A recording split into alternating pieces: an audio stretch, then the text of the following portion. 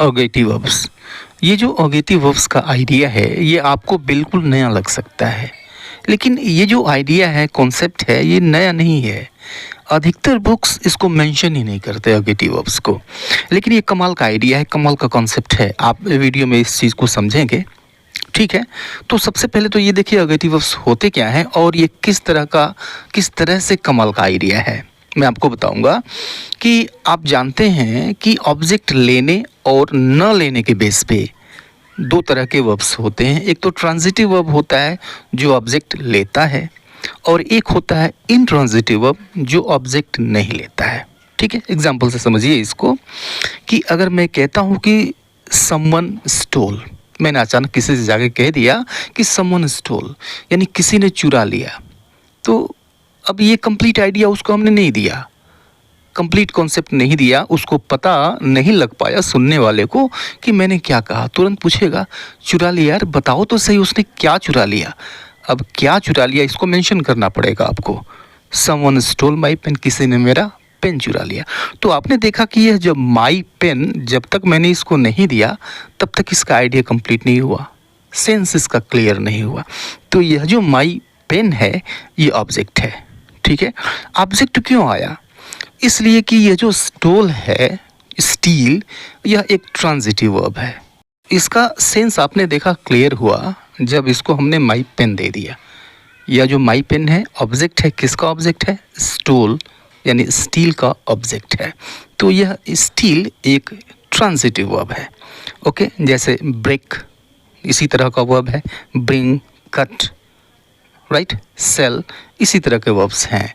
जब तक इनको हम ऑब्जेक्ट नहीं देंगे सेंटेंस का सेंस क्लियर नहीं होगा। अब इसके उल्टा और भी होता है, इनट्रांजिटिव, ऐसे वर्ब्स जो बिना ऑब्जेक्ट लिए हुए सेंस क्लियर कर लेते हैं, अपना सेंस उनका क्लियर हो जाता है, आइडिया कंप्लीट हो जाता है। जैसे कि आपने पूछा यार रवि क्या कर रहा है, व्हाट इज़ रवि डूइंग, तो जवाब ये आया ही इज़ स्लीपिंग, वो सो रहा है। आइडिया कंप्लीट होगा, आपको पता चल गया कि रवि क्या कर रहा है। अब हमने स्लीप को ऑब्जेक्ट नहीं दिया, राइट, स्लीप को हमने ऑब्जेक्ट नहीं दिया, फिर भी इसका सेंस क्लियर हो गया। तो यह जो स्लीप जैसे वर्ब्स हैं ये इंट्रांजिटिव वर्ब्स हैं, राइट, क्योंकि आइडिया कंप्लीट हो गया बिना ऑब्जेक्ट दिए हुए।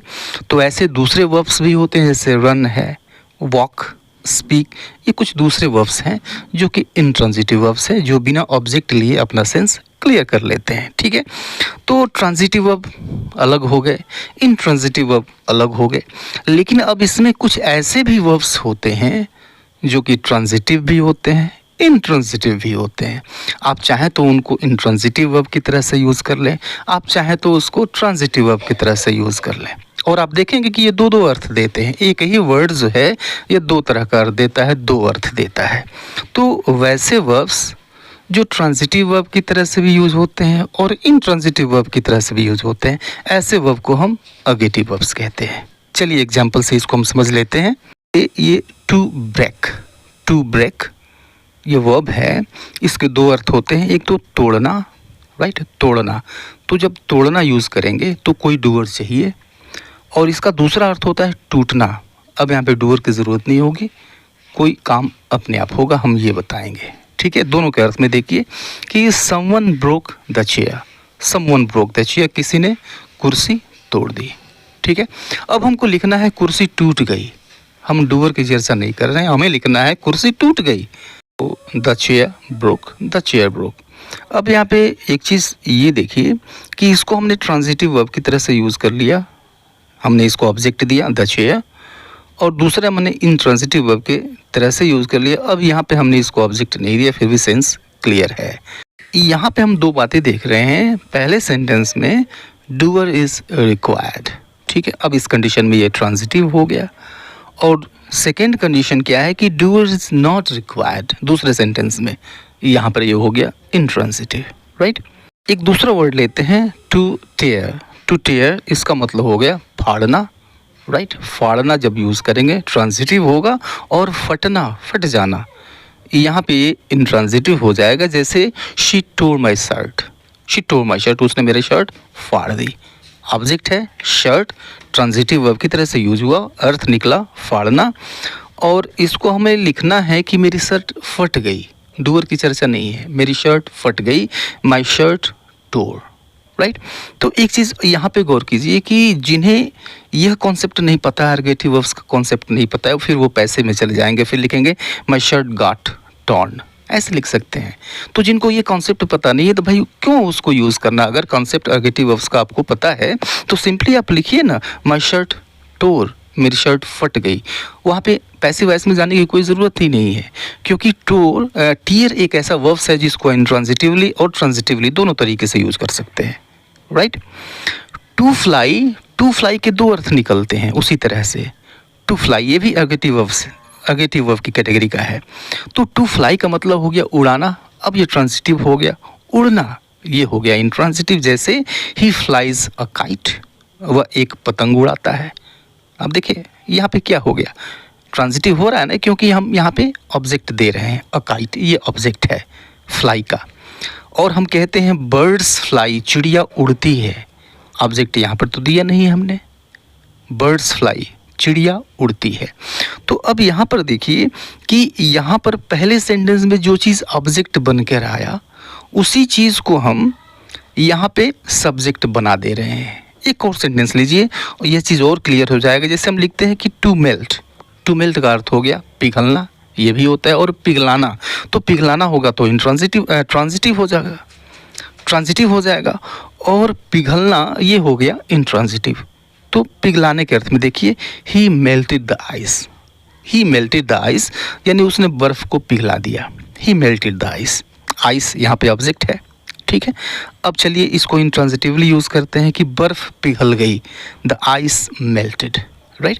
तो पहले सेंटेंस में आप देख रहे हैं कि जो द आइस है ये ऑब्जेक्ट बन के आया, ऑब्जेक्ट की तरह से हमने यूज़ किया, और दूसरे सेंटेंस में हमने इसको सब्जेक्ट की तरह से यूज़ कर लिया।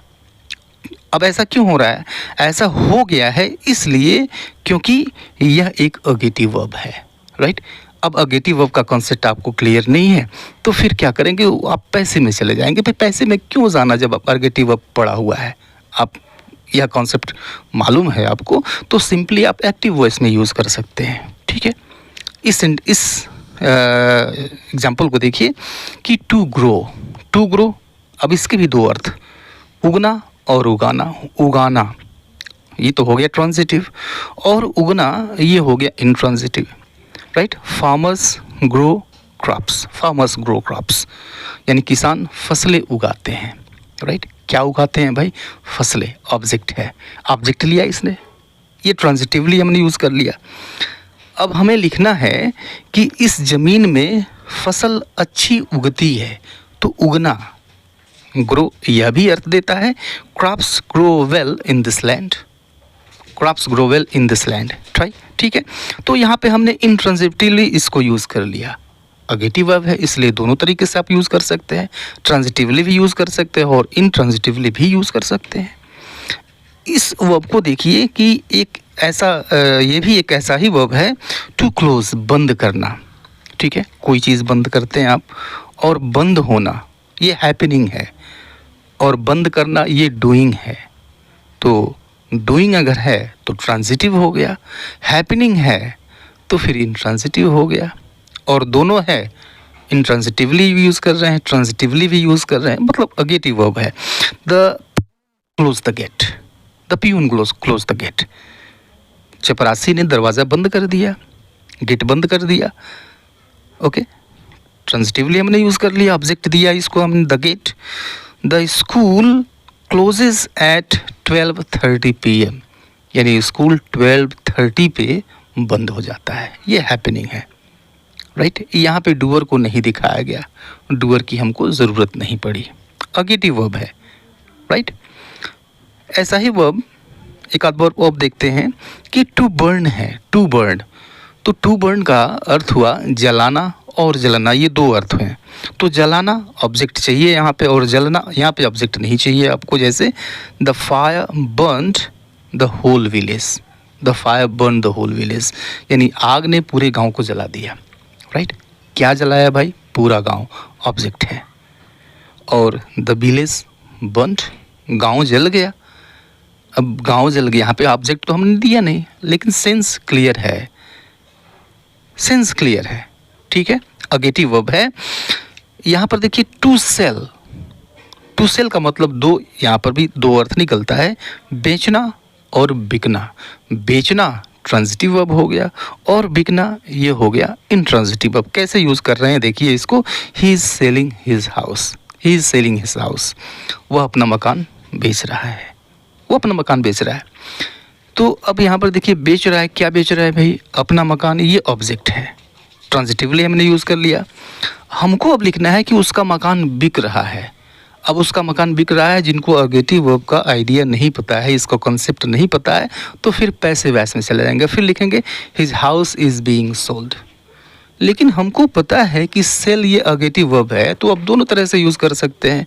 सीधे कहिए इसको, हिज हाउस इज़ सेलिंग, उसका मकान बिक रहा है, यह उतना ही सही है जितना कि ये सही है his house is being sold, right. ठीक है, तो आपने समझा कि किस तरह से जो अगेटिव वर्ब्स हैं ट्रांजिटिवली भी यूज़ किए जा सकते हैं और इंट्रांजिटिवली यूज़ किए जा सकते हैं। ठीक है, और बहुत सारे केसेस में हमको वहाँ पे पैसिव वॉइस की ज़रूरत नहीं पड़ती है। ठीक है, अगेटिव वर्ब से हमारा काम हो जाता है, बड़ी अच्छी तरह से हो जाता है अगर आपका कॉन्सेप्ट क्लियर है तो आज के लिए इतना ही, मिलते हैं नेक्स्ट वीडियो में, तब तक के लिए goodbye and take care.